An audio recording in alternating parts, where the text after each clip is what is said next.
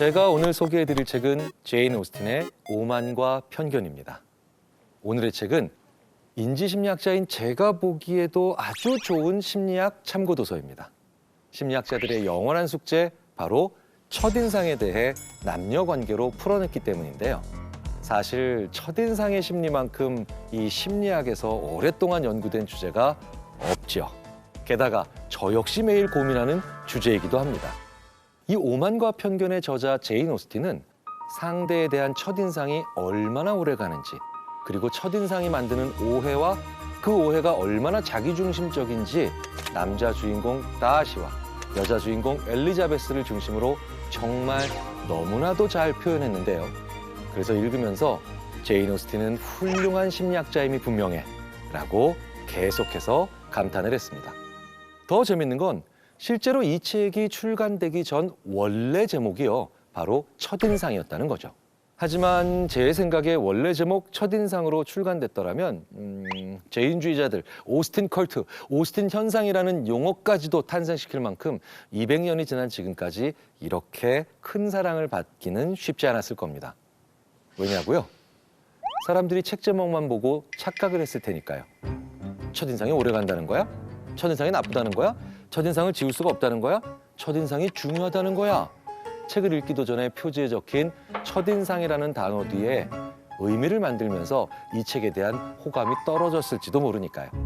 제목 때문인지 모르겠지만 당시 첫인상이라는 제목으로는 출판 자체를 거절당하고 1813년 오만과 편견이라는 제목으로 이 소설이 출판됩니다. 오만과 편견은 책 제목 그대로 한 남자의 오만과 한 여자의 편견으로 시작되는 러브스토리입니다.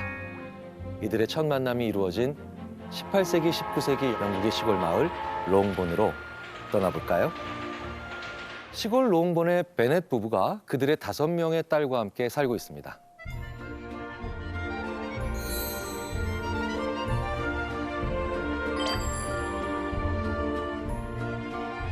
이야기는 롱본으로 새로 이사오는 이웃 때문에 마을이 발칵 뒤집히는 장면으로부터 시작됩니다.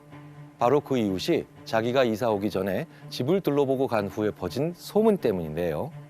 소문에 의하면 이름은 빅리, 사륜마차를 타고 연수입이 4~5천 파운드인 젊은 청년이라고 합니다. 사륜마차는 당시에는 재력의 상징이었습니다. 요즘으로 치자면 아주 억대를 호가하는 굉장히 비싼 수입차겠죠. 그리고 연수입이 4~5천 파운드라는 것은 남작의 경제력에 버금가는 정도입니다. 상위 1~2%의 부유층에 속한다는 것을 의미하죠. 이 세 이웃의 이사 소식에 마을 사람 모두가 들뜬 이유는 바로 이 때문입니다. 꽤 재산을 가진 미혼남이 틀림없이 아내를 원하리라는 것은 널리 인정받는 진리다. 그가 이웃으로 이사 온다면 그의 취향과 견해에 대해 알려진 게 하나도 없음에도 이웃들이 워낙 이 진리에 사로잡혀 있어서 그는 이들의 딸 하나가 마땅히 차지할 재산으로 여겨진다. 쉽게 말해 돈 많은 미혼 남자 새 이웃 빅리에게는 아내가 필요하다는 것이죠. 18세기, 19세기 당시의 유럽은 돈 많은 부자에게 딸을 조금 심하게 얘기하자면 바치던 시대였습니다. 베넷 부부 역시 빅리에게 딸들 중 누구라도 시집 보내고 싶어서 혈안이 되죠. 그중 결혼 정년기에 다다른 첫째 딸 제인과 둘째 딸 엘리자베스가 있었는데요. 아버지 베넷 씨는 내가 편지 한 통을 써서 딸들 가운데 누구를 골라 결혼하든 진심으로 동의한다고 확실하게 해주겠어. 둘째 리지에 대해 좋은 말을 덧붙이긴 하겠지만 이렇게 말하면서 현명한 둘째 엘리자베스를 신부감으로 내세우려고 합니다. 이때 리지는 엘리자베스의 애칭이죠. 하지만 어머니 베넷 부인은 리지가 뭐 잘난 게 있어요. 인물은 제인의 반도 안 되는데 라면서 뛰어난 미모의 첫째 제인을 신부감으로 내세우려고 합니다. 보통 소설은 읽을 때 배경보다는 등장인물들의 행동들이 머릿속에 그려지는데 이 책은요. 아, 그때는 이렇구나. 아, 그 시절에는 이렇게 살았구나. 라고 당시의 모습들을 너무나도 생생하게 머릿속에서 그려주게 만들어줍니다. 예를 들어 계층이나 신분이 높은 사람에게 인사를 하려면 중간에서 소개해주는 사람이 있어야 한다든지, 당시에는 저녁 식사를 보통 오후 3시에서 오후 4시 사이에 먹었던 것을 감안해서 저녁 식사 시간을 기술한다든지, 인사나 식사, 예절 등 당시 일상적인 모습들을 장면마다 아주 소상하게, 즉 디테일하게 표현해냅니다. 심리학에서 이렇게 기술이 잘 된 책, 기술 디스크립션이라고 하죠. 우리가 영어에서 describe라고 하는 표현을 쓰잖아요. 이렇게 기술하다, 서술하다라는 뜻은 객관적으로 있는 그들의 모습을 담아냈다는 겁니다. 그래서 영국인들에게는 당시 역사를 떠올리게 하는 거울 같은 작품으로 알려져 있는데요. 우리나라로 치자면 시대별 추억 소환 드라마 응답하라 시리즈처럼 마치 내가 그 시대를 같이 살아가고 있는 것 같은 그런 느낌을 준다는 겁니다.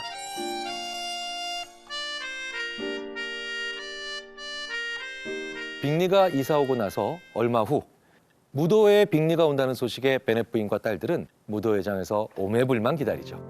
곧이어 빅리는 무도회에 등장합니다.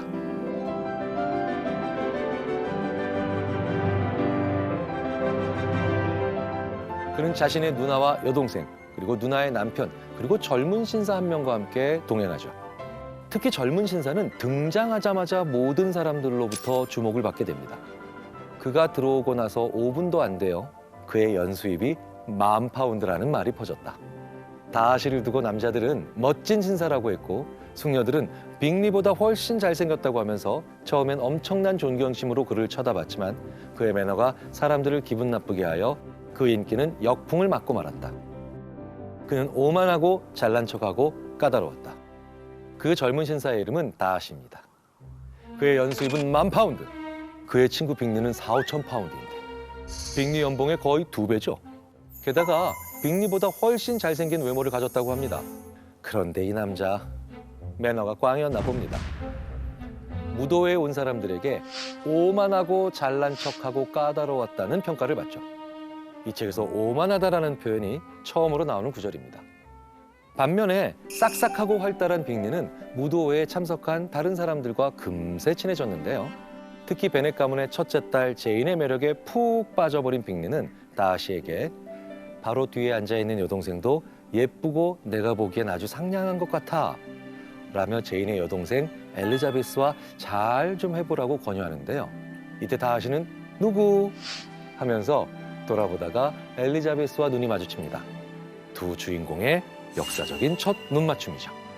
보통 이런 상황에는 눈 딱 마주치면 찌릿하고 설레는 게 로맨스 소설의 법칙이죠. 하지만 다하시는 엘리자베스에 대해 이런 말을 하고 맙니다. 그럭저럭 괜찮아. 하지만 날 유혹할 정도의 미는 아니네. 다른 신사들이 내버려둔 숙녀들에게까지 관심을 둘 기분도 아니고 괜히 시간 낭비하지 말고 네 짝에게 돌아가 즐겁게 춤추는 게 어때? 이런 말 들으면 어떨까요? 지가 뭔데 이씨 라고 하면서 조용히 째려보고 싶어지겠죠. 다하시의 말을 들은 엘리자베스는 친구들에게 그 이야기를 쾌활하게 털어놓습니다. 그녀는 자신의 외모를 평가했던 다하시에 대해 이렇게 말합니다. 그가 내 자존심을 모욕하지 않았다면 그의 오만을 쉽게 용서했을 거야.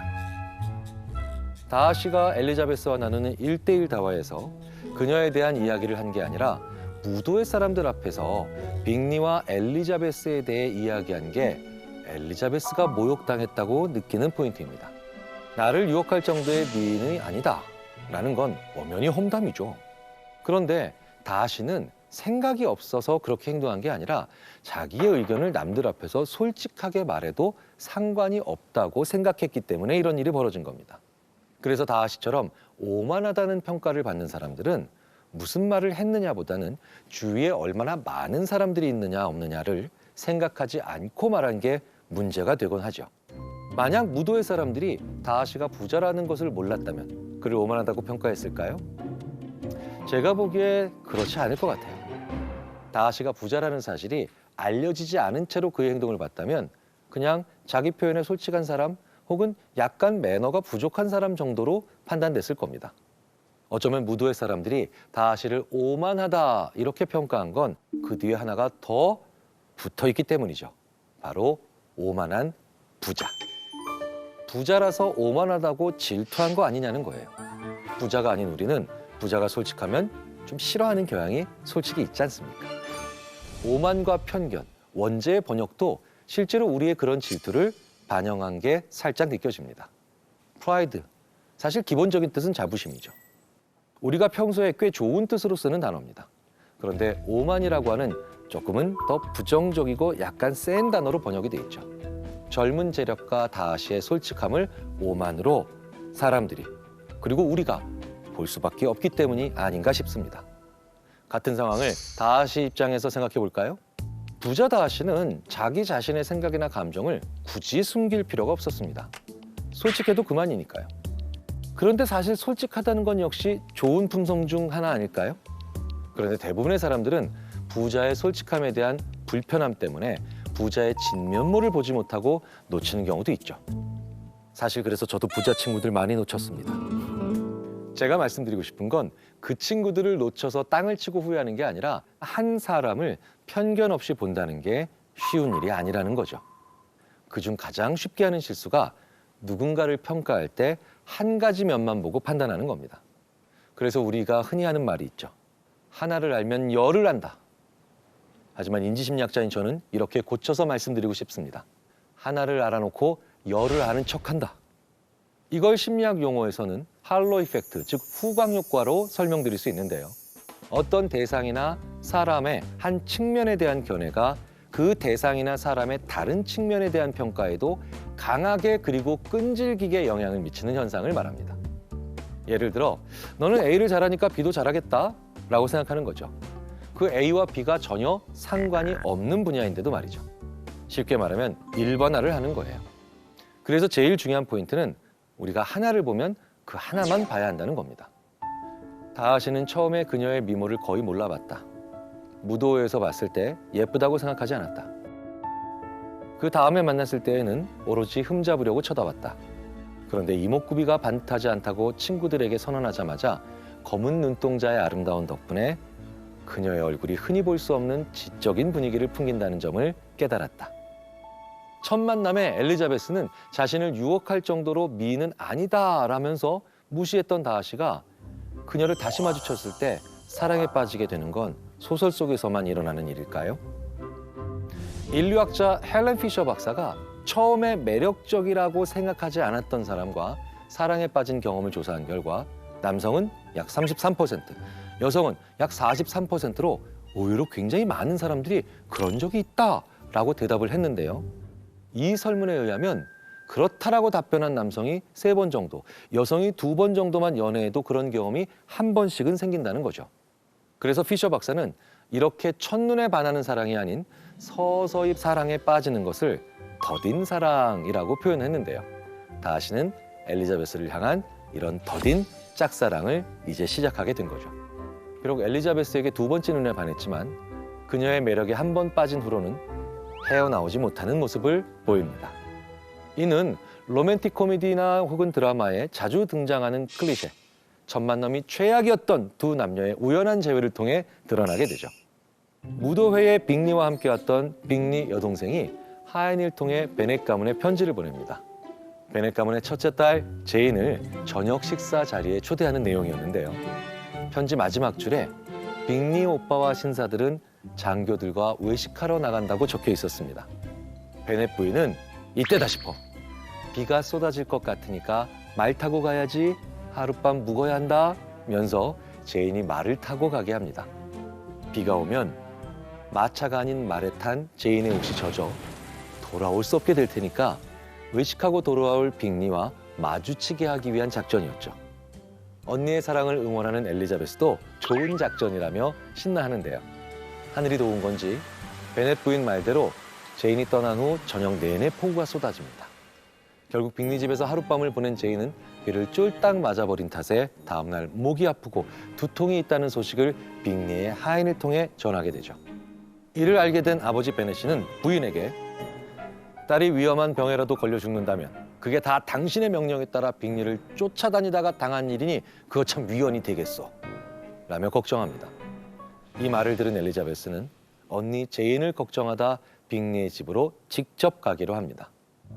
언니가 감기에 좀 걸렸다고 시골길을 걸어와 머리를 온통 풀어헤치고 게다가 그 치마 진흙밭에 6인치는 조끼 푹 빠진 치마 봤지. 가운을 아무리 내려 덮으려 해도 어림도 없더라니까. 빅리 양이 속삭이듯 말했다. 오늘 아침의 모험이 그녀의 아름다운 두 눈을 연모하는 당신에게 영향을 끼쳤을까 봐 걱정이에요. 전혀요. 그가 대답했다. 운동을 해서 두 눈이 반짝이던걸요? 언니가 아프다는 소식에 말을 탈 줄 모르는 엘리자베스는 걸어가는 수밖에 없었습니다. 이른 아침부터 나선 탓에 머리를 풀어헤치고 말이죠. 빅리 자매는 엘리자베스의 그런 모습을 보고 엘리자베스를 연모하는 다하시 앞에서 험담하는 건 물론이고 그가 좋아하는 마음이 흔들렸을까 봐 걱정된다고 말합니다. 그런데 다하시는 끄떡없습니다. 오히려 엘리자베스의 두 눈이 반짝였다고 표현하죠. 다하시는 사랑에 빠진 겁니다. 누군가를 향한 사랑에 빠졌다는 건 상대방이 나를 배신하지 않는 한 뭐든지 용서해줄 준비가 되어 있는 상태를 말하죠. 자신에게 해를 끼치는 행동이 아니면 사랑하는 상대방에게 극단적으로 관대해지거든요. 망가진 엘리자베스를 봐도 좋아하는 감정이 흔들리지 않으니까요. 전문 용어로 콩깍지가 씌운 거죠. 그렇다면 다하시가 사랑에 빠진 엘리자베스는 정작 다하시를 어떻게 생각할까요? 보통 오만을 싫어하는데 그의 오만에는 이유가 있으니까 괜찮아. 루카스 양이 말했다. 집안, 재산, 뭐 하나 부족함 없는 훌륭한 신사라면 자신을 대단하다고 여길 법하잖아. 이렇게 말해도 된다면 그는 오만할 권리가 있지. 맞는 말이야. 엘리자베스가 대답했다. 엘리자베스가 자신과 친하게 지내는 이웃 루카스와 다하시에 대해 대화를 나눈 내용입니다. 그녀는 다하시가 집안, 재산, 뭐 하나 부족함이 없는 훌륭한 신사라서 오만할 권리가 있다는 루카스의 말에 동의하는데요. 그런데 제가 보기에 다하시의 이 오만도 심해졌다면 엘리자베스가 손절해야 하는 1순위 남자였을지도 모릅니다.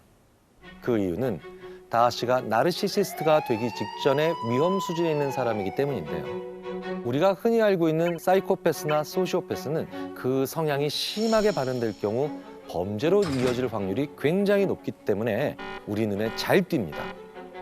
하지만 나르시시스트는 범죄 그 직전에서 대부분 멈춰 있습니다. 범죄자가 아니니까 격리되지 않겠죠.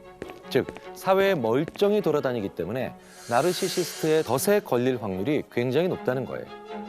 그래서 나르시시스트가 우리에게 더 위험한 존재입니다. 제가 손절 1순위로 꼽는 이유죠. 그런데 우린 나르시시스트 하면 자기애가 강한 사람 혹은 거울을 보면서 자기 모습에 황홀해하는 사람들을 보통 떠올리기 쉽죠. 심지어는 그런 건 나쁜 거 아니잖아, 좋은 거 아니야? 라고 생각하는 분들도 계실 겁니다. 하지만 이 나르시시스트는 자기애와는 완전히 다른 개념입니다. 자기애를 넘어서 자기만 잘나야 되는, 즉 자기밖에 모르는 사람이에요. 그리고 자기가 매력적이라고 생각해서 자기가 관심의 중심이 되고자 하는 욕구가 허영심이에요.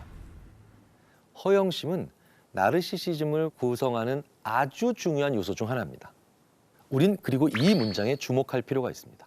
허영은 다른 사람이 우리를 어떻게 생각해 주기를 바라는 것과 연관되니까.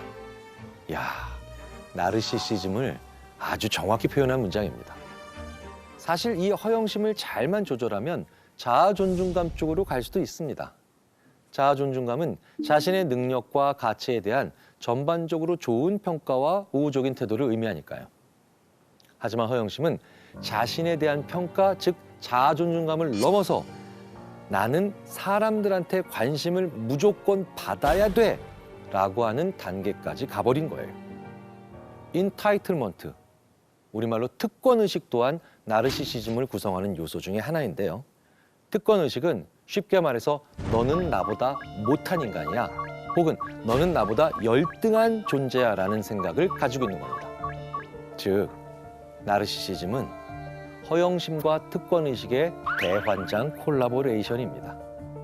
심리학에서 인간 심리의 세 가지 어두운 측면 중에 죄의식과 감정이 전혀 없는 사이코패스, 그리고 내 마음대로 사람을 조종하고 싶어하는 마키아벨리즘과 함께 하나로 여기는 게 바로 이 나르시시즘이라고 하는 성격장애입니다. 독일 심리학자 오이니케 베첼 교수 연구진은 18살의 UC 버클리 학생들을 대상으로 허영심을 측정합니다. 그리고 무려 23년이 지난, 즉 40대 초반이 된 이 사람들의 허영심을 다시 한번 측정합니다. 그 결과 허영심이 강할수록 유난히 결혼을 더 많이 하고 이혼도 많이 하더라는 겁니다. 상대적으로 사랑과 이별을 더 많이 겪는 거죠. 그런데 이 연구에서 가장 중요한 포인트는요. 허영심이 강할수록 첫인상, 특히 외모와 같은 표면적 매력에 의한 첫인상의 영향을 많이 받는다는 겁니다. 그렇다면 이런 맥락에서 다하시는 나르시시스트라고 볼 수 있을까요? 아니겠죠. 다하시는 엘리자베스에게 첫눈에 반하지도 않았고요. 첫인상에 크게 연연하지 않아서 두 번째 눈에 반했다고 했지 않습니까? 그래서 다양한 심리학 연구들을 종합해서 봤을 때 다하시는 허영심이 강하지 않기 때문에 나르시시스트는 아니죠. 하지만 나르시시스트를 허영심과 특권의식만으로는 판단할 수 없습니다. 사실 상대가 자기애적 성향이 강한가를 알 수 있는 간단한 방법이 하나 있습니다. 이 방법은 작년에 이그노벨상을 받은 한 실험을 예를 들어서 설명해 드리겠습니다. In 2014, I actually roll in silver holding a flashlight. This is a spider, and I'm an archaeologist.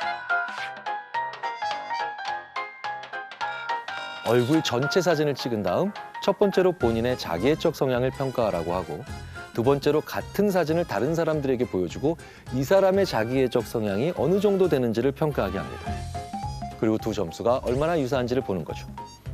연구 결과 얼굴 사진에 눈썹을 가리면 그 평가가 정확하지 않게 나왔다고 합니다. 즉 눈썹을 보면 상대가 자기애적 성향이 강한지 알 수 있다는 거예요. 그럼 어떤 눈썹이 자기애적 성향이 강할까요? 눈썹은 가까이 모여 있을수록 진할수록 두꺼울수록 숱이 많을수록 훨씬 더 자기의 성향이 높다는 결과가 나왔다고 합니다. 옆 사람의 눈썹을 보게 되시죠? 자, 그런데 소설에는 다하시의 눈썹에 대한 묘사가 없어서 이 방법으로는 전혀 알 수가 없죠. 게다가 눈썹만 보고 너 눈썹 진하네, 나르시시스트 이런 식으로 오해를 하시면 안 되겠죠. 평소에 어떤 사람인지를 봐야죠. 회사에서 팀원들끼리 좋은 성과를 얻었을 때 스스로를 사랑하는 자존감이 높은 사람들은요. 자, 내가 좋은 사람이기 때문에 내 주변에 좋은 사람도 많이 모이고 그래서 이번에도 잘 해냈다. 이렇게 생각하고 또 그런 말들을 합니다. 그런데 나르시시즘 성향이 있는 사람들은요. 절대로 이렇게 말을 하지 않죠. 내 주위에 이런 못난 것들밖에 없는데 결국 나 혼자 고군분투하고 잘해서 이렇게 된 거다. 라고 생각을 한다는 거예요. 약간 소름 끼치시죠. 그렇다면 이 속마음을 어떻게 하느냐? 직장인분들은 프로젝트를 마치고 나서 같이 프로젝트 했던 팀원들과 나누는 단톡방 메시지가 있죠. 거기에 힌트가 있습니다. 진심을 다해 다들 고생했어, 수고하셨습니다 라는 말을 하는 사람이 있고요. 그런 인사를 해야 하나? 속으로 생각하지만 남들이 하니까 억지로 하거나 아예 안 하는 사람들도 있을 겁니다. 후자는 아무래도 나르시시스트일 확률이 조금이라도 더 높겠죠. 나르시시스트는 뭐든 내가 다 한 거야, 이 일이 잘 된 건 다 내 덕인데 라고 생각하기 때문에 다른 사람들의 공을 전혀 생각하지 않거든요. 이런 성향의 나르시시스트들이 성취감을 느끼려면 두 가지가 다 만족되어야 됩니다. 첫째, 본인 스스로가 느끼기에 본인이 잘했어야 돼요. 둘째, 남들이 못했어야 합니다. 그렇다면 반대 상황은 어떨까요? 무언가 잘못된 상황이 왔을 때는 자기는 잘못이 없고 남들이 잘못했기 때문이라고 생각하겠죠. 기본적으로 남 탓을 아주 잘합니다.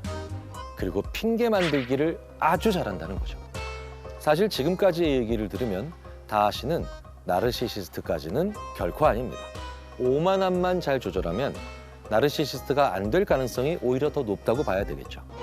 그런데 이 책 오만과 편견에서 의외의 인물로부터 나르시시즘을 느끼게 됩니다. 바로 위컴이란 남자의 캐릭터예요. 위컴은 마을에 온 군부대의 장교 중 한 명으로 겉보기에는 훌륭한 외모, 멋진 몸매, 유쾌한 말솜씨 모든 것을 갖춘 완벽남입니다. 엘리자베스와 약간의 호감을 가지고 있었던 위컴은 얼마 전 이사 온 다하시와 그녀가 알고 지내는 것이 못마땅한지 다하시가 언제 이곳으로 이사 온 거냐면서 그와의 인연을 털어놓습니다. 다하시의 아버지가 위컴에게 좋은 목사 자리를 물려받을 수 있도록 유언을 남겼는데 다하시가 이 유언을 무시해버린 탓에 뜻하지 않게 장교를 하게 됐다는 이야기였는데요. 위컴은 여기서 그치지 않고 다하시를 깎아내립니다. 자신에 대한 다하시의 뿌리 깊고 철저한 증오 때문에 이런 일이 벌어졌다면서 말이죠. 우리가 사촌이 땅을 사면 배가 아프다는 얘기를 하죠. 사실 이건 평범하고 그리고 정상적인 사람들도 꽤 자주 느끼는 감정입니다. 그런데 위컴과 같은 나르시시스트는 사촌이 땅을 잃어야 쾌감이 오는 사람들입니다. 다하시의 과거를 이야기하면 엘리자베스가 다하시를 경멸하게 될 것이고 다하시가 엘리자베스를 잃기를 바랬다는 거죠. 그런데 이 이야기를 들은 엘리자베스의 반응은 어땠을까요? 다하시가 그렇게까지 못된 줄 몰랐는데요. 그를 좋아하지는 않지만 아주 나쁘게 생각한 적은 없었거든요. 그가 일반적으로 주변 사람들을 경멸하는 줄은 알았지만 그렇게 사악한 복수와 불의의 비인간적인 짓을 저지를 정도로 타락했으리라고는 의심하지 않았어요. 그녀는 몇 분 동안 생각하더니 이어서 말했다. 정말 끔찍한 성격이에요. 엘리자베스가 다하시에 대한 부정적인 인식이 더욱 심화되는 구절입니다. 그런데 엘리자베스가 이런 반응을 보인 건 아무리 그 전에 다하시를 오만하다고 생각했을지라도 위컴에게 호감이 없었다면 절대로 성립이 안 됩니다. 반대로 엘리자베스가 위컴을 싫어했으면 똑같은 말이라도 그의 말이 진짜인지 의심했을 거겠죠.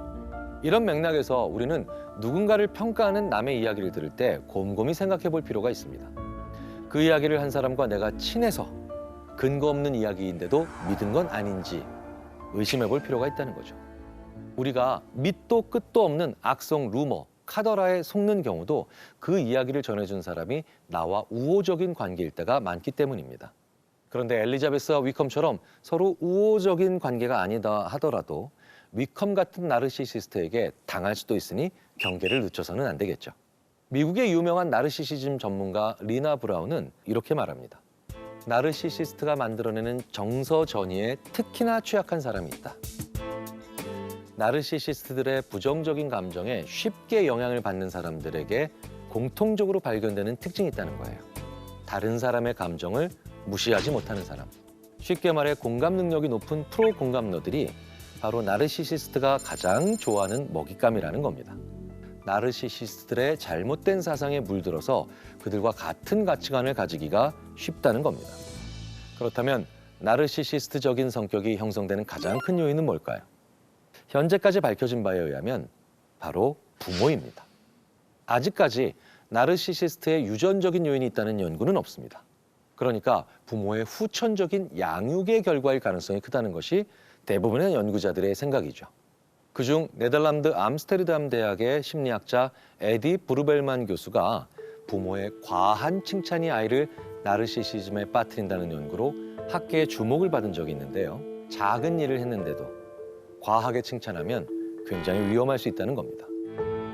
일반적으로 받는 칭찬의 크기가 10이라면 과한 칭찬을 받고 자란 아이들은 나중에 성인이 됐을 때 늘 100의 칭찬이 필요합니다. 그러니까 100 정도는 받아야 칭찬이지 라고 느낀다는 거예요. 그래서 위컴 같은 나르시시스트가 좋아하는 칭찬은 따로 있습니다. 예를 들어 엘리자베스가 위컴은 내가 만난 남자 중 1등이야 라고 하는 순간 위컴은 방긋 웃을 거예요. 등수 혹은 숫자화된 정보로 내가 최상위 지점에 있고 이건 다시 누구를 밀어냈다라고 하는 식의 칭찬이 되죠. 나르시시스트들은 잘하는 게 중요한 게 아니라 남들보다 잘하는 게 중요한 겁니다. 잘생긴 게 중요한 게 아니라 남들보다 훨씬 더 잘생긴 게 중요한 거예요. 이렇게 1등 혹은 베스트와 같은 랭킹의 개념이 들어가야만 만족하는 특징이 있다는 거죠. 그런데 주위 사람이 10 정도밖에 칭찬을 안 해줍니다. 그런데 그 칭찬을 100으로 만들기 위해서 쓸 수 있는 무시무시한 방법이 하나 있죠.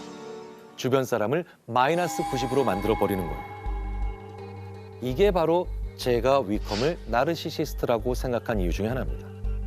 위컴이 엘리자베스에게 잘 보이려고 다하시와의 인연을 털어놓으면서 엘리자베스로 하여금 아버지의 유언을 무시하는 아들 혹은 질투쟁이로 생각하게 했죠. 이 연구로 짐작하건대 위컴은 아마도 어릴 적 과한 칭찬을 받으며 자랐을 가능성이 있지 않을까 생각해 봅니다. 다행히도 나르시시스트는 타고난 것은 아니라서 우리 아이를 나르시시스트로 키우지 않기 위해서 부모님이 잘 그리고 세심하게 잡아주실 필요가 있습니다. 첫 번째, 적절한 칭찬을 적당한 양만큼 해줘야 되죠. 두 번째, 비교에 의한 칭찬을 굉장히 조심해야 합니다. 아이가 성적표를 보여줬을 때 네가 이런 좋은 점수를 받아서 엄마가 행복하구나 라는 건 꽤 괜찮은 칭찬입니다. 하지만 네가 옆집에 누구를 이번에 등수에서 이겼기 때문에 엄마가 너무 행복하다 라는 건 상당히 나쁜 칭찬에 가깝겠죠.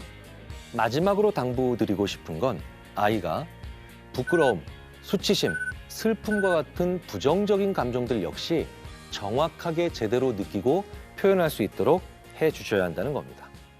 나르시시스트들은 이런 감정을 느낄 때마다 부모로부터 약한 녀석, 멍청한 놈, 모지리 같은 인간 이렇게 질책을 들으면서 죄책감을 느끼게 양육받았을 가능성이 큽니다.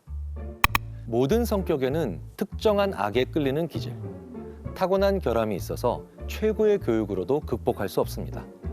당신의 결함은 모두를 싫어하는 경향이죠. 당신의 결함은 모두를 일부러 오해하는 거고요. 그가 웃으면서 맞받았다. 문장들이 은근히 뼈가 있죠. 엘리자베스와 다하시가 서로에 대해 평가하는 구절인데요. 엘리자베스는 다하시한테 당신의 결함은 모두를 싫어하는 경향이라고 말했습니다. 그런데요, 이 문장을 바꿔 말하면 당신의 장점은 누구든 의심을 해볼 수 있다. 이런 문장이 되지 않을까요? 다하시는 엘리자베스한테 당신의 결함은 모두를 일부러 오해하는 거요 라고 얘기합니다. 그런데 이 문장에서는 일부러란 단어가 중요한데요. 엘리자베스처럼 일부러 오해하는 사람들은 대부분 생각이 많은 편이죠. 생각이 많으니까 오해도 잘하고 편견도 많이 가지잖아요. 그렇다면 둘 중에 누가 더 나쁘다고 할 수 있을까요? 그래서 사실 방금 읽어드린 구절의 첫 문장이 더 중요합니다. 모든 성격에는 특정한 악에 끌리는 기질, 타고난 결함이 있어서 최고의 교육으로도 극복할 수 없습니다. 세상에 좋은 성격이라는 건 없습니다. 어떠한 상황에 유독 더 잘 맞아떨어지는 성격이 있을 뿐이죠. 그런데 저는 이런 질문을 정말 자주 받습니다.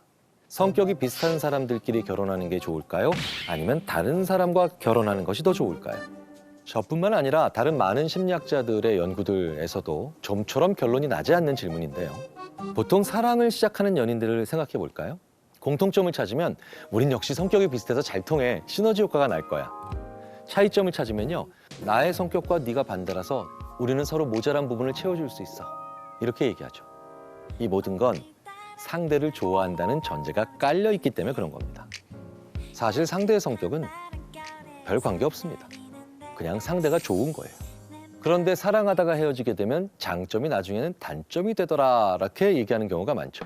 검소해서 좋아요라고 만난 남녀가 인색해서 싫어요라고 헤어지는 그런 경우를 보게 됩니다. 장점이 단점이 된 거죠. 똑같은 겁니다. 그냥 상대가 싫어진 겁니다.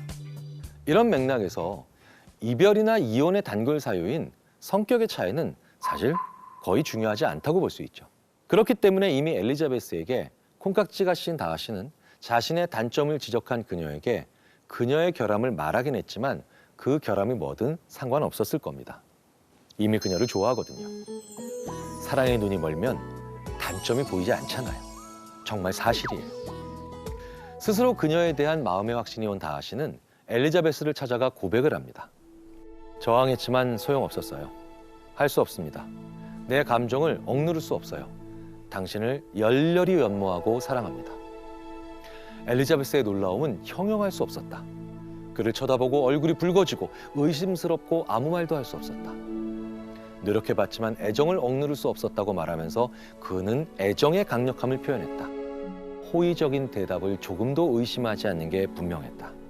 이 구절이 바로 제가 저자를 대단한 심리학자라고 느낀 부분인데요. 고백하는 순간의 두 주인공이 가진 심리 때문입니다. 다하시의 고백을 들은 엘리자베스는 자신과 결혼하고 싶을 정도로 사랑에 빠졌다는 사실에 엄청나게 놀라죠. 반면 고백한 다하시는 엘리자베스가 호의적인 대답을 할 거라 굳게 믿습니다. 이걸 심리학에서 말하는 라이킹 갭, 좋아함의 격차를 절묘하게 표현한 것 같습니다. 우리는 보통 상대방이 나를 얼마나 좋아하는가를 잘 모른다는 것을 의미하는데요. 특히 남녀 사이에서 굉장히 잘 나타나는 현상입니다. 그래서 엘리자베스처럼 누군가에게 고백을 받았을 때 그 사람이 날? 이라고 당황스러워하는 경우가 있고, 다하시처럼 이 사람은 나를 좋아해서 내가 고백하면 100% 받아줄 거야 라고 착각하는 경우가 종종 있다는 거죠. 그런데 심리학 연구에서도 상대방이 나를 얼마나 좋아하는지 정확하게 판단하는 사람은 거의 없습니다. 둘 중 하나죠. 과소평가하거나 과대평가하거나. 상대가 자신에게 가진 호감을 다하시는 과대평가, 엘리자베스는 과소평가한 거죠. 결국 엘리자베스는 다하시가 자신을 얼마나 좋아하느냐를 알아차리지 못한 채 다하시의 고백에 이렇게 대답합니다. 당신을 싫어할 이유가 충분해요. 언니 문제에서 당신의 부당하고 잔인한 행동은 그 어떤 동기가 있었다 해도 용서할 수가 없어요. 두 사람을 가장 지독한 불행으로 몰고 간 그 일에 당신이 유일하지는 않아도 주된 역할을 했다는 사실을 감히 부인할 수 없겠죠. 당신을 싫어하게 된 이유는 단지 그 일만이 아니에요. 몇 달 전에 위컴에게 들은 얘기를 통해 당신에 대해 알았어요. 엘리자베스가 다하시의 고백을 거절한 이유, 그를 싫어할 이유가 문장에 드러나죠. 두 가지 중 하나는 벌써 우리가 알고 있습니다. 소설 속 시간 기준으로 몇 달 전 위컴이 말한 과거사. 그런데 엘리자베스가 말하는 언니 문제는 도대체 뭘까요? 다하시가 고백하기 직전 다하시의 사촌이자 공동 후견인 피츠 윌리엄 대령에게 들은 충격적인 이야기 때문인데요. 다하시가 엘리자베스의 언니 제인과 빅리의 결혼을 아주 강하게 반대했다는 거죠. 제인이 빅리에 대해서 무심하다면서 말이죠. 엘리자베스의 말대로 제인과 빅리를 지독한 불행으로 몰아넣은데 유일하지는 않아도 주된 역할을 한 건 사실이었습니다. 엘리자베스는 언니 제인이 빅리를 얼마나 사랑하는지 알고 있었고 평소 감정 표현에 서툴다는 것을 알고 있기 때문에 다하시가 제인에 대해 잘 알지도 못하면서 그런 회방을 놓은 게 너무 싫었을 겁니다. 무엇보다 엘리자베스에게 결혼과는 true love, 두 사람의 진정한 사랑을 통해 결혼을 원했기 때문에 그 원망의 끈은 더욱 컸겠죠. 그런데 다하시는 여기서 물러나지 않습니다. 엘리자베스를 찾아가 편지를 건넵니다. 편지 내용은 책의 약 7페이지에 달하는 어마어마한 양이었습니다. 다하시는 솔직하고 담담하게 속마음을 써내려갔는데 편지를 읽고 난 엘리자베스의 반응은 이렇습니다. 그녀는 점점 자신이 끔찍하게 부끄러워졌다. 자신이 무지하고 편파적이고 편견에 가득 차서 어리석게 굴었다는 깨달음이 떠나질 않았다. 얼마나 한심하게 굴었는지 그녀가 탄식했다. 분별력을 자랑스러워하던 내가 쓸모없고 비난받을 부신에 빠져 잘난 척했어. 정말 망신스러워. 이 구절은 오만과 편견이 가진 내용 중에서 여성의 주체성을 정말 제대로 보여주는 부분이라고 저는 생각합니다. 사실 비슷한 시기에 사랑받은 셰익스피어의 작품 속 인물들, 햄릿, 리어왕, 오셀로만 봐도 대부분 남성이 주체이고요. 남성들이 혼자 북치고 장구치고 합니다. 그런데 이 오만과 편견에서는 엘리자베스가 이 편지를 읽고 다하시에게 가졌던 편견을 스스로 깨닫고 그리고 스스로 굉장히 부끄러워하면서 탄식을 한다는 겁니다. 스토리 라인에서 오해를 하는 사람도 여성, 그 오해를 결국 깨고 바로 잡는 사람도 여성, 상대방을 용서하거나 문제를 해결하는 사람도 여성이라는 점에서 당시 남성 위주로 되어 있던 문학을 읽었던 사람들에게 주체적인 여성을 보여주는 그런 역발상이 잘 보이는 작품이라는 겁니다. 신선했을 겁니다. 그리고 이렇게 자기가 틀렸다라는 걸 아주 흔쾌히 인정하는 엘리자베스가 정말 멋있게 보이기도 하더라고요. 어쩌면 엘리자베스가 자신의 잘못된 판단을 인정하는 모습은 다하시가 엘리자베스를 더욱 사랑하게 된 이유일지도 모릅니다. 왜냐하면 다하시가 자신이 보낸 편지에 대해 엘리자베스에게 물어보거든요. 편지를 받고 바로 나를 좋게 생각했나요? 그가 물었다. 편지를 읽으면서 그 내용을 믿었어요? 그녀가 편지의 영향이 어땠는지, 모든 편견이 어떻게 서서히 사라졌는지 설명했다. 쓴 사람과 받은 사람의 감정이 처음과 너무 많이 변했기 때문에 이제 그 편지와 관련된 불쾌한 상황은 잊어야 해요. 다하시는 엘리자베스가 편견이 사라졌다, 감정이 변했다 이렇게 말을 하는 걸 듣고 편지를 쓰길 잘했다고 생각했을 겁니다. 그렇다면 만약 다하시가 편지가 아니라 엘리자베스를 직접 찾아가 하나하나 해명했더라면 어땠을까요? 결과가 달랐을지도 모릅니다. 오만과 편견에는 다하시의 장문의 편지 외에도 등장인물 간에 서로 주고받는 편지가 굉장히 많이 나오는데요. 말이 아닌 편지가 주는 심리적 효과는 무엇일까요? 실제로 글은 말처럼 날아가지 않지요. 실체로 남습니다. 그러니 다시 읽으면서 그 내용을 곱씹을 수도 있죠. 이건 읽는 사람 엘리자베스의 입장입니다. 그러면 쓰는 사람 입장에서는 어떨까요? 다하시 입장에서는 글로 남겨야 하기 때문에 굉장히 신중하게 썼을 겁니다. 그리고 현대를 살고 있는 우리는 손편지와 이메일의 차이에서도 마찬가지로 생각해 볼 필요가 있습니다. 키보드의 타이핑과 손으로 꾹꾹 눌러 쓰는 편지, 속도의 차이가 있죠. 손으로 쓰면 타이핑보다 느리기 때문에 더 중요한 생각을 더 잘 남기게 됩니다. 그래서 누군가에게 진심을 표현할 일이 있다면, 그리고 정말 진심을 전달하시고 싶으시다면 손편지 쓰시는 걸 저는 추천합니다. 이걸 심리학자들은 treating thoughts as material object, 생각을 물질처럼 취급한다 라는 표현을 쓰죠. 생각을 물질로 만든, 그래서 물리적 실체로 만든 다하시의 편지를 읽은 엘리자베스는 다하시가 이런 마음이었구나, 그런데 내가 몰랐네 하고 그의 진심을 들여다보고 그에 대한 마음을 더 긍정적으로 바꾸는데 더 도움을 받았을 겁니다. 이때 엘리자베스가 자신에 대한 편견을 버렸다는 것을 알게 된 다하시는 두 번째 프로포즈를 합니다. 이번에는 고백하기 딱 좋은 타이밍이죠. 당신 때문에 제대로 겸손해졌어요. 그때 내 청혼이 받아들여지리라는 일말의 의욕도 없이 당신에게 갔었죠.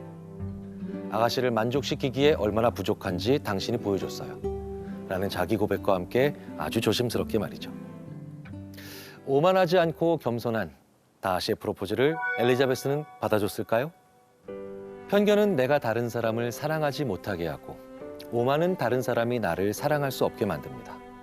이 책을 읽은 많은 독자들께서 꼽는 명문장이죠. 우린 살면서 오만과 편견 중에 어떤 걸 더 많이 가지게 될까요? 아마 편견이 더 많을 겁니다.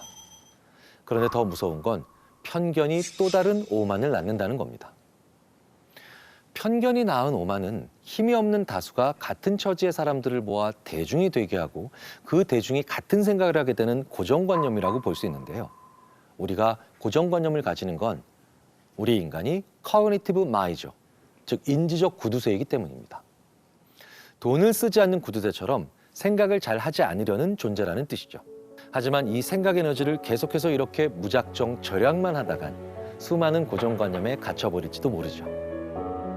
엘리자베스가 다하시가 오만하다는 편견을 가지는 바람에 다하시의 진심을 늦게 알아버린 것처럼요. 일상에서 마주하는 모든 일들에 모두 다 에너지를 쏟아내기는 힘들겠지만 누군가와 함께 살아갈 것인지와 같은 중요한 순간만큼은 앞으로 생각 에너지를 조금 더 써보는 것이 어떨까요? 그런데 소시오패스들은 이것보다는 더 다채로운 얼굴을 하고 있죠. 그러니까 다크나이트에 나오는 조커, 사이코패스지만 소시오패스들의 상당수는 어떤 얼굴을 하고 있냐면 이런 얼굴을 하고 있어요. 네.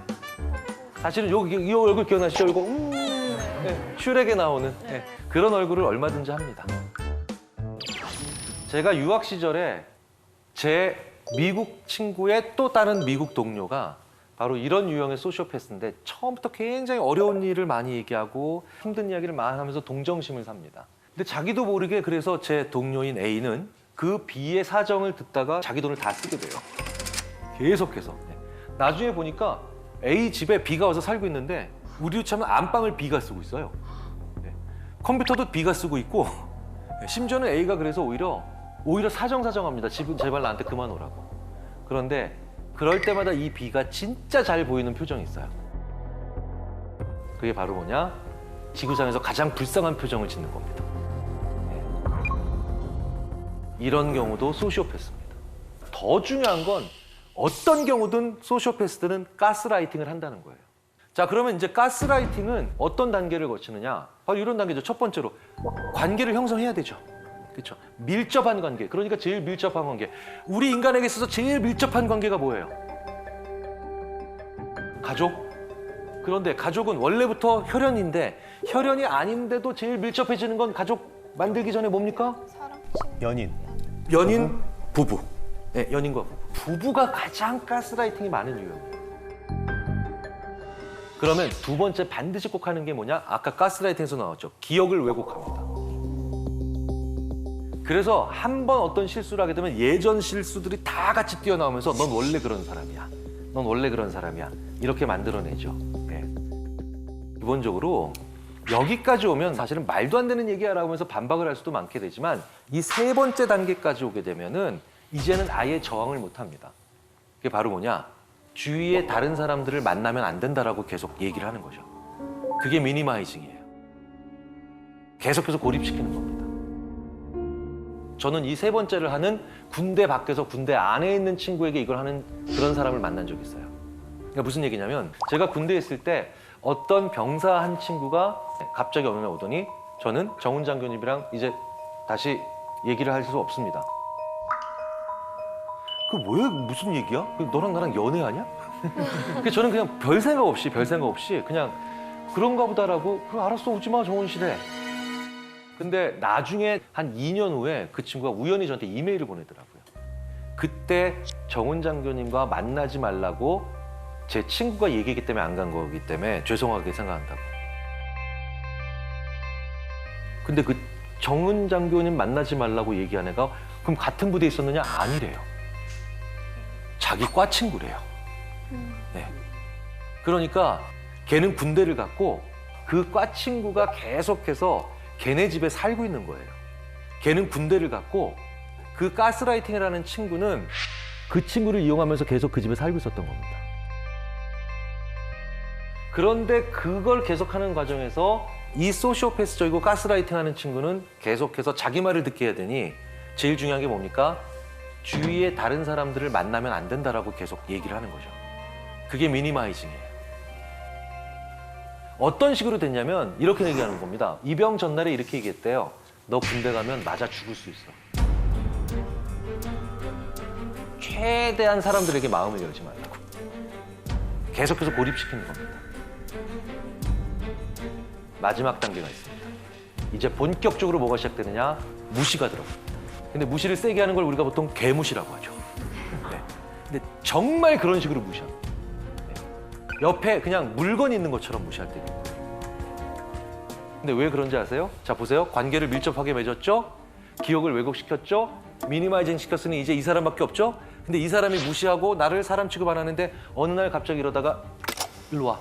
이러면 진짜로 주인 앞에 꼬리치는 강아지처럼 갈 수밖에 없는 거예요.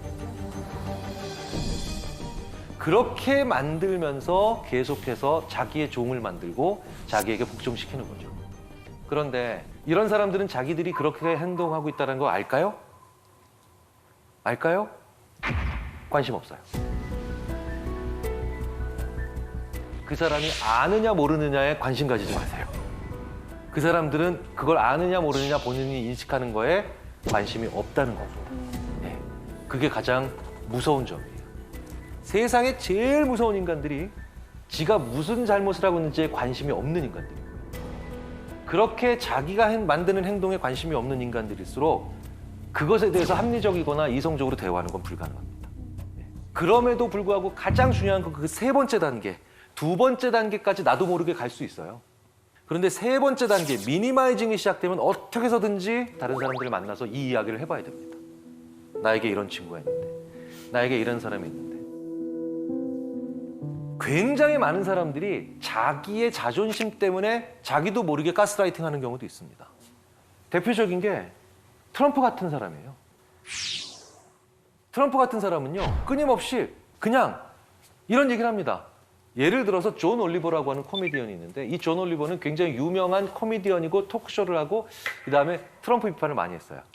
그런데 트럼프가 어느 날 자기 트위터에 야, 존 올리버 그놈 맨날 나 욕하더니 자기 쇼에 나와달라고 그렇게 애걸복걸하더라. 존 올리버가 너무 어이가 없어서 정신 나간 거 아니냐고. 그런데 트럼프는 끊임없이 얘기합니다.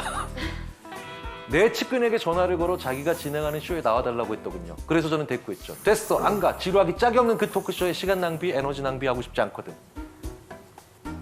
심지어 야, 4번, 5번 전화했어. 뭐 이런 얘기도 하고요. 끊임없이. 근데 존 올리버는 단 한 번도 그래 본 적이 없죠. 근데 계속해서 이렇게 우기니까 존 올리버가 급기야 내가 그랬나? 라고 생각하기 시작해요. 진짜 우기는 사람 답도 없죠.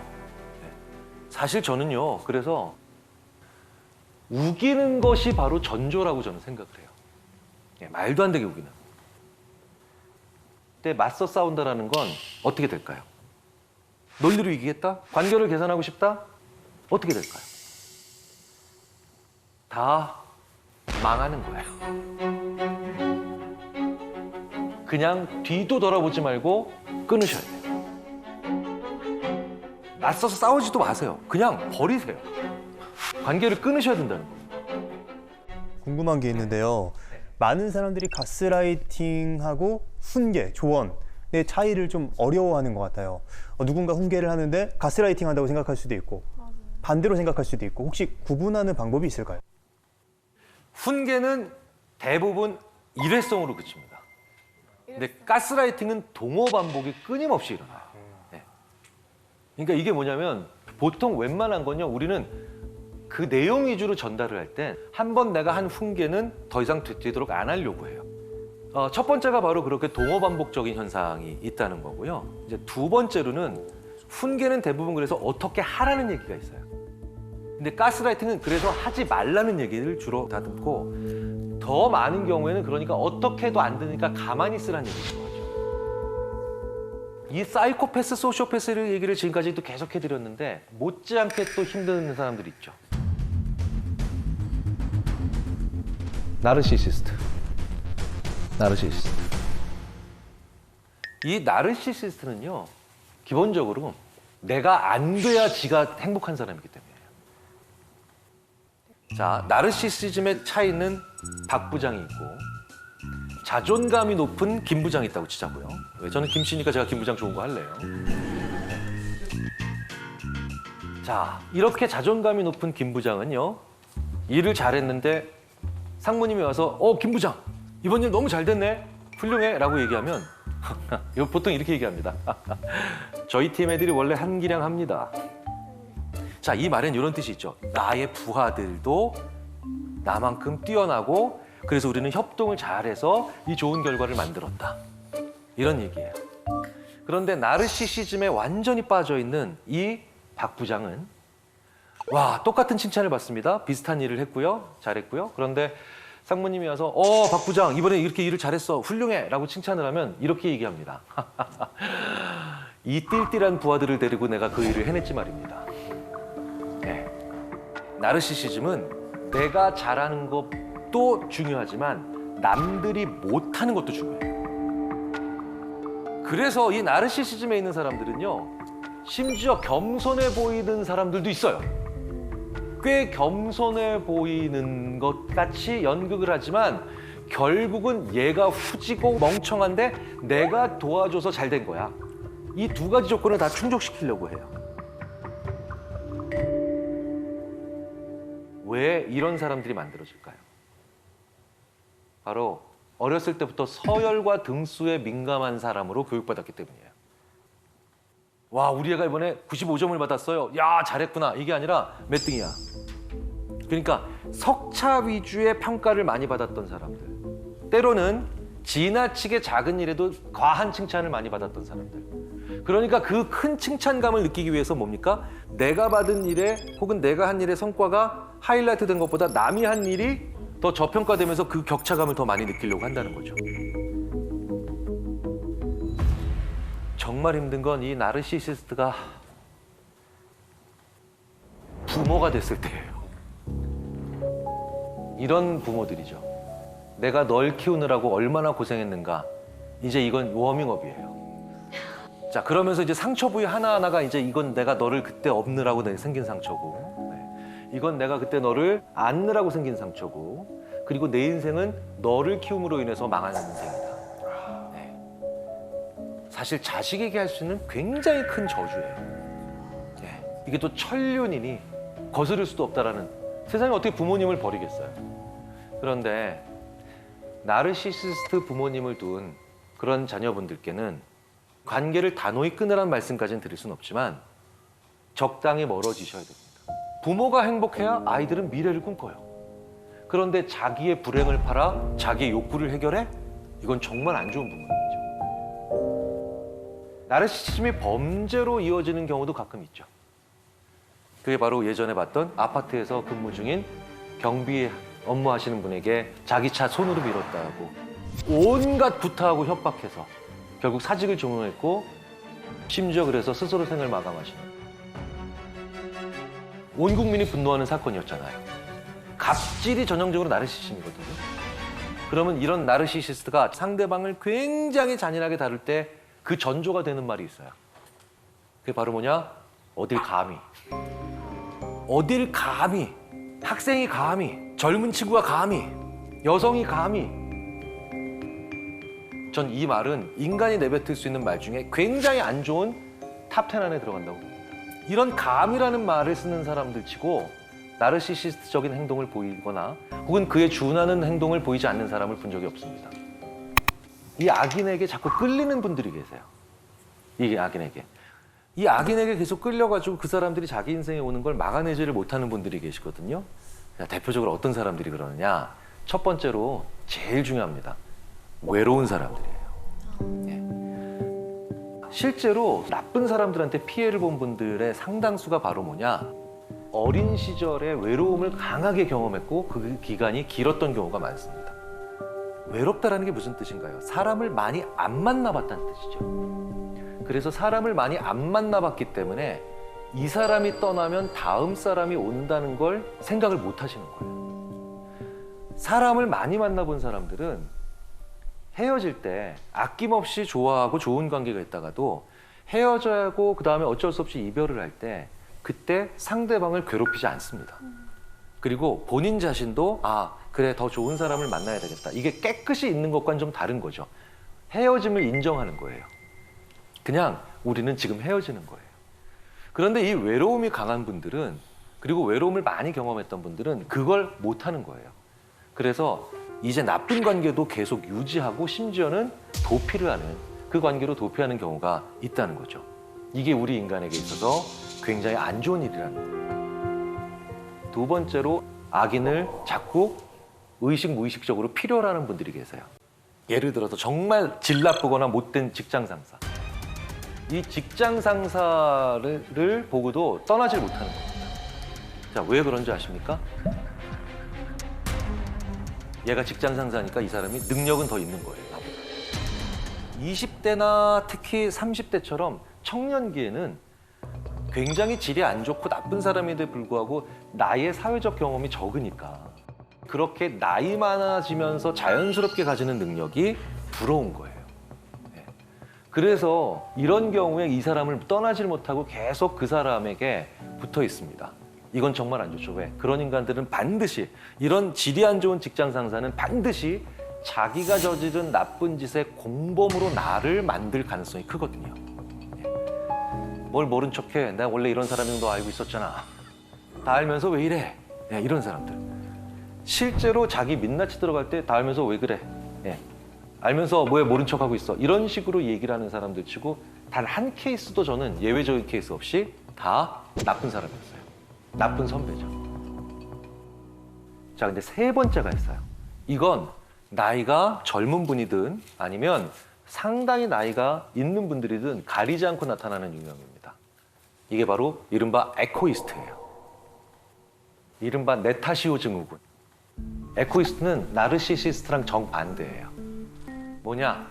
뭔가 잘못되면 생각도 안 하고 내 잘못이라고 얘기를 해요. 진짜로 뭐만 해도 자기가 뭘 잘못했나를 먼저 생각해요.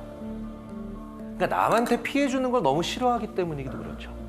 이 모든 것들을 자기 책임이고 그렇기 때문에 상대방의 나쁜 짓에도 내가 혹시 부족해서 이런 일이 벌어지는 게 아닌가라고 생각하는 이 에코이스트는 그렇기 때문에 오로지 자신만을 생각하는 이 나르시시즘에 사로잡힌 나르시시스트에 대해 가장 착취당하기 쉽겠죠. 가장 먹잇감 되기 쉽겠죠. 자, 그렇다면 이 크레이그 마르킨 교수가 만든 에코이스트 체크리스트가 준비되어 있으니까 이걸로 한번 우리가 살펴보자고요. 네. 주목받는 것을 싫어한다.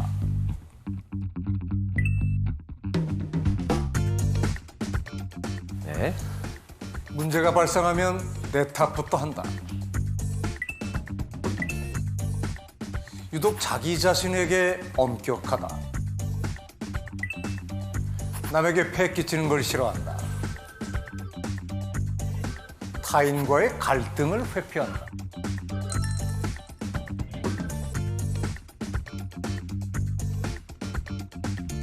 자, 여기서 5개 이상 나온 분들 한번 손 들어주십시오. 네.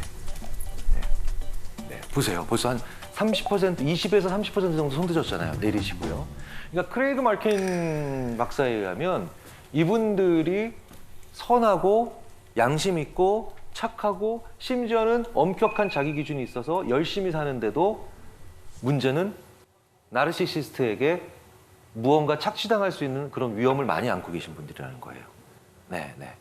그러니까 이제 보편적이고 그 다음에 당연히 정상적인 사람들은 이 에코이스트인 분들을 보면 아, 나보다 더 양심적인 사람이다 라고 생각하면서 위해 주려고 하고 그리고 그분들이 좀 더 잘 될 수 있도록 도와주려고 하는데 이 나르시시스트는 이런 분들을 보면 진짜로 왜 진짜로 와 속으로 이제 쾌재를 부르는 거예요. 오늘 드디어 하나 발견했다 라고 하면서 이렇게 악인에게 큰 피해를 본 그런 사람들은 원래는 선한 사람들이죠.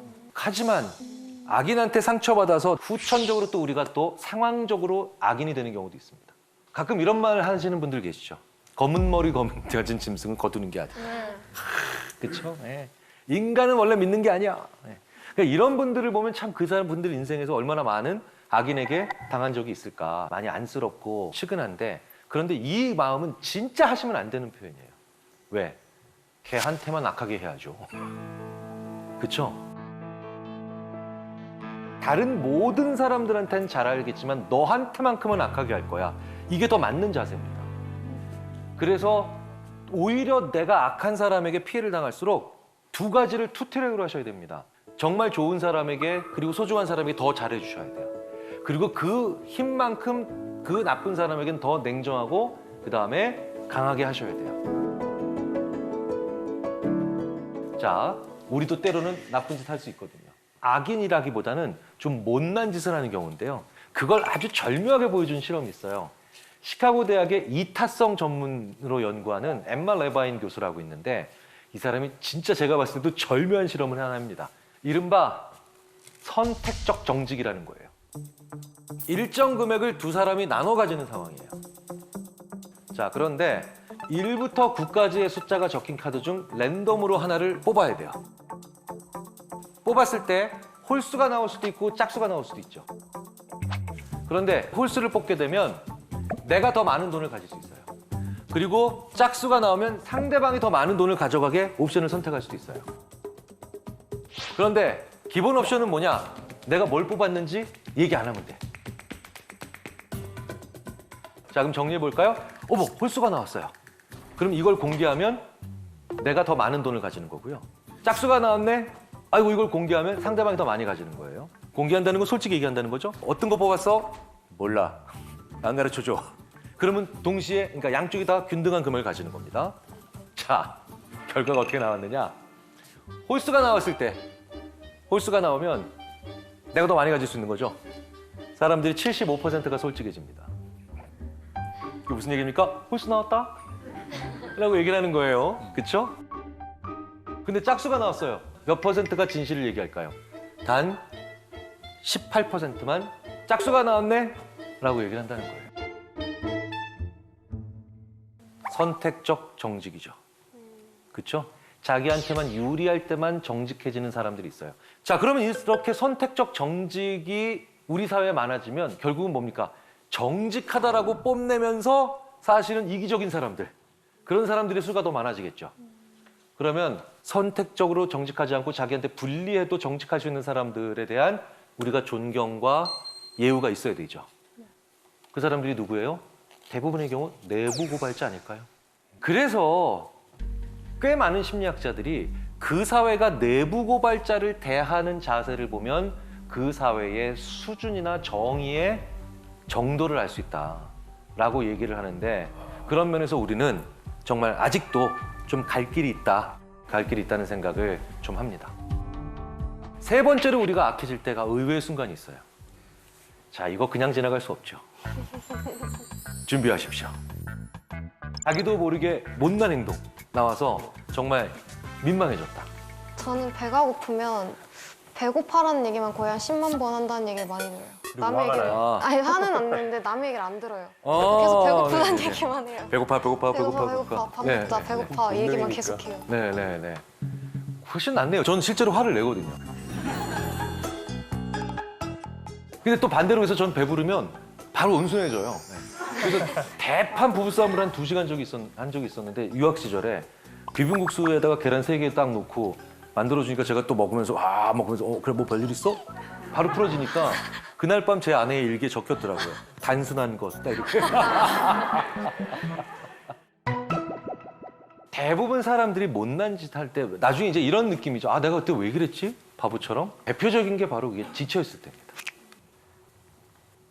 지쳐있으면 사람들이 자주 했던 못난 행동, 즉 습관.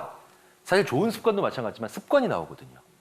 그래서 사람들이 지쳐있을 때 면접 들어가면 그렇게 습관들을 보여줘요. 오후 3시 넘어서 면접 들어온 이 지원자들은요. 이성과 논리는 멀쩡한데 그래서 대답은 잘하는데 진짜 특이한 행동들을 보입니다. 10명 중에 3명이 들어오자마자 다리를 꽈요. 이게 이분들 습관이에요. 10명 중에 2명이 들어오자마자 턱을 대고 자기가 면접을 진행해요. 10명 중에 1명은 나가면서 불을 끄고 나가요. 이게 습관이에요. 그건 예의 바른 거 아니에요? 이건 좋은 습관이네. 좋은 습관이네. 좋은 습관이네요. 네, 못난 짓이 아니네. 절대 안 돼. 우리나라에 왜 보복운전, 난폭운전이 많으냐? 지쳐있는 상태에 들어가서 운전을 하기 때문에 그런 행동들을 누르지를 못하는 거예요. 보통 회복 탄력성이라는 게 있어요. 회복 탄력성 좋은 사람이 진짜 좋은 사람인 게 왜냐? 이 사람들이 나쁜 짓을 잘 안 해요. 회복 탄력성이라는 게 뭔가요? 좌절이 일어나도 다시 좀 올라오는 거죠. 근데 회복 탄력성이 떨어지는 사람들은 그러니까 뭡니까? 한번 좌절이 오거나 실패를 하게 되면 더 이상 올라갈 수 없을 거라고 생각하니 거기서 부정한 일이 저질러져요. 지쳐있을 때 비윤리적인 일들이나 아니면 나쁜 못된 짓들이 나오잖아요. 그러면 회복을 잘 시켜야 되는데 회복이 잘 안 된다는 느낌이 언제 만들어지느냐? 시간이 없다. 기회는 없다. 특히 한국 사회는 너무 시간이 없다라는 얘기를 많이 해요. 너무 기회는 마지막이라는 얘기를 많이 해요. 네. 저는 이거의 가장 대표적인 게 바로 대학교 들어가는 나이를 만 19살로 못 박아놓고 그리고 난 다음에 19살 넘어서 20살에 들어가면 one fail, 재수예요. 재수가 영어로 번역도 힘들어요. 재수를 영어로 표현하기가 되게 어렵다니까요. 그렇다면 이제 이 악인에 대해서 우리가 어떻게 하면 악인에 대처할 수 있는가 이런 걸 좀 생각을 해봐야 되죠. 그렇죠? 악인은 양심이 없습니다. 양심이 없으면 악인이라고 하는 거예요. 사이코패스든 소시오패스든 나르시시스트든 양심이 없으면 그런데 이 양심은 뭘까요? 종교적인 양심이랑은 좀 다르죠. 종교적인 양심은 신에게 내가 잘못했을 때 처벌받을 것 같다라고 하는 그런 두려움에 좀 많이 기인합니다. 그런데 심리학에서 얘기하는 양심은 그게 아니에요. 연민과 애착이에요. 그러니까 애착과 양심이 없는 사람들을 알아봐야 되는데요. 우리가 왜 그들에 대해서 알아야 되느냐? 우리가 아우스마트라는 개념으로 얘기를 해요. 자, 마사 스타우트라고 하는 그 소시오패스를 정말 오랫동안 연구해온 심리학자가 있습니다. 아우스마팅 더 소시오패스 넥스트 도어. 그들보다 더 똑똑해져야 돼요. 그들보다 더 많이 알아야 돼요. 그들에 대해서. 그래야만 그 사람과의 관계를 판단할 수 있고 내가 그 사람이 나한테 오는 걸 막을 수 있으니까요. 그럼 무엇이 제일 중요할까요? 가치 판단을 할 줄 알아야 됩니다. 그러면 가치 판단을 한다는 게 무슨 뜻이냐? 정의를 내려보는 거예요. 우리는 너무 정의 내리지 않았어요. 도대체 성공이라는 건 당신한테 정의, 뭐 어떤 식으로 정의되나요? 그런 얘기를 생각해보지 않았다는 거예요. 그저 돈을 많이 벌려고 하고 그저 승진을 하려고 하고 그저 상을 타려고 합니다. 당신한테 승진이라는 건 뭔가? 나한테 공부라는 건 뭔가? 이런 나에게 그런 정의가 있어야만 결국 그 정의를 통해서 다른 사람의 정의와 만나고 그리고 더 개발되고 그 다음에 더 성장하면서 그 정의가 계속해서 다듬어지면 그게 바로 뭐냐? 가치관이 되고요. 그 가치관이 이제 더 살을 붓고 더 정교화되면 그게 철학이 돼요. 그런데 그 가치와 관계에 대한 정의가 하나도 없으니까 그 사람이 나한테 어떤 관계인지 정의 내리지 못하니 늘 당하는 거죠. 예를 들자면 어떤 부인이 끊임없이 폭력적인 남편한테 계속해서 당하고 있습니다. 그런데 그 부인이 만약에 부부란 서로 어떠한 일이 있어도 서로 상대방에게 해를 끼치면 안 된다라고 하는 정의를 가지고 있다고 쳐보자고요. 그러면 훨씬 더 그 폭력적인 남편에 대해서 내가 더 잘 대응할 수 있고 단호하게 적응할 수도 있겠죠. 의외로 우리는 그런데 학교 다니면서 그것에 대한 당신의 정의는 이라는 시험을 풀어본 적이 없어요. 그죠? 그런데 이런 문제를 우리가 학교에서 배우지 않았으니 생활에서 우리 삶 속에서 해봐야 됩니다. 이제 아예 손절해야 될 사람들을 이제 알아봐야 되겠죠. 아, 이게 악인인지 손절해야 되는지 아리송해. 이런 분들에 대해서 좀 고민하신 게 있으면 이제 질문을 좀 받아보겠습니다. 이제 주변에 자기 얘기만 하는 친구 있잖아요. 난 오늘 이래서 힘들었고 나 이래서 오늘 이런 사람 만나서 너무 힘들었어. 이런 자기 얘기만 하소연을 많이 하는 친구가 있는데 그 친구를 만나면 그래서 기가 쫙 빨려서 오는 거예요. 뭔가 힘을 얻고 오고 싶은데. 일종의 이제 에너지 뱀파이어죠. 소위 말하는 대화 독점자라고 불러야 되는데 인간에게 있어서는 거울 유론이라는 게 있는데 거울 유론이 뭐냐? 상대방을 보면서 비슷해지거나 공감하거나 배우려고 하는 그런 거거든요. 그러니까 뭐냐? 세상에 와서 그런 계속해서 부정적이고 힘들고 괴로운 얘기만 하면 내 뇌도 그런 불행으로 가까이 같이 간다는 거예요. 그런 것 같아요. 이게 기운이 싹 빨려서 오더라고요. 뇌는 계속해서 실제로 엄청난 스트레스를 받아요. 그래서 사실은 친구 관계라면 너무 행불행에 관련된 얘기를 많이 한다는 것 자체는 좋은 건 아니에요. 사실 친구들끼리 있을 때 시시껄렁한 얘기, 쓸데없는 얘기, 무목적인 얘기, 의도 없는 얘기, 싱거운 얘기. 사실 이런 걸 할 때 사람들이 굉장히 리프레시가 많이 됩니다. 그러니까 사실 친구들은 왜 만나는 줄 아세요? 장난치려고 만나는 거예요. 근데 그런 얘기 하잖아요. 우리 친구들 만나면 야 우리 좀 도움되는 얘기 좀 하자 막 이러면서. 그럼 관련부나 자격증 소지자를 가는 거예요. 왜냐면 친구는 서로 교훈을 주려고 만난다기보단 서로 장난치려고 만나는 게 기본적인 겁니다. 장난을 치지 않는 인간들은 필연적으로 애착과 창조 두 가지를 다 망가뜨려요. 아무리 부부싸움을 심하게 해도 그 부부가 서로 장난을 서로 치잖아요. 그 부부는 오래 살아요. 근데 아무리 우리들은 서로 사랑해라고 해도 장난 안 치는 부부들 있잖아요. 위험한 거예요. 친구들도 마찬가지예요. 친구들끼리 앉아서 무슨 100번 토론할 거예요? 네. 뭐 시사 저널, 시사 토론할 거예요. 소소한 싱거운 얘기를 하라고 만나는 게 친구예요. 사실은 손절이라는 표현보다는 가급적 멀리 하세요. 가급적 멀리 하시는 게 제가 보기에는 더 좋습니다. 감사합니다. 네.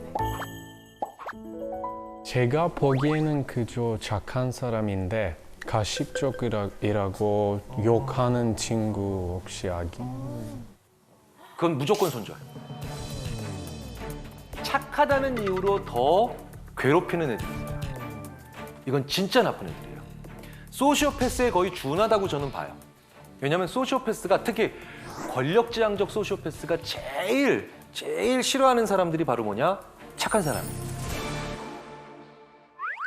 왠지 아세요? 자, 권력지향적 소시오패스들은 뭡니까? 힘을 잡는 게 최고의 정직이에요. 예. 그런데 사람들은 자기 생각과 반대 생각하는 사람을 위선적이고 거짓말쟁이라고 하잖아요. 그래서 이런 유형의 소시오패스들한테는 가장 위선적인 게 착한 사람들이에요. 정말 저 자식 속은 안 저럴걸? 그러니까 위선적이라고 생각하니까 더 많이 괴롭힐 수 있는 거예요. 힘이 약한 사람을 괴롭힌다? 나쁜 짓이죠. 근데 착하면서 힘 약한 사람을 유난히 더 갑질하거나 괴롭힌다? 이건 진짜 질이 안 좋은 인간입니다. 예, 이건 끊어내셔야 돼요.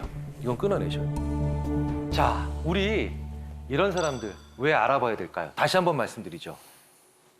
나에게 진짜 소중한 사람에게 정확히 그들을 알아보고 잘해주기 위해서 악한 사람을 알아봐야 되는 겁니다. 아주 사소한 습관 몇 개가 있어요. 이런 사람들의 영향을 덜 받는. 첫 번째가 이런 사람들 연락처는 절대 저장하지 마세요. 네. 나쁜 사람들 연락처를 이름을 써서 저장하는 분들이 계시대요. 심지어는 개자식이라고 하는 나쁜 별명을 가지고. 아니요. 네.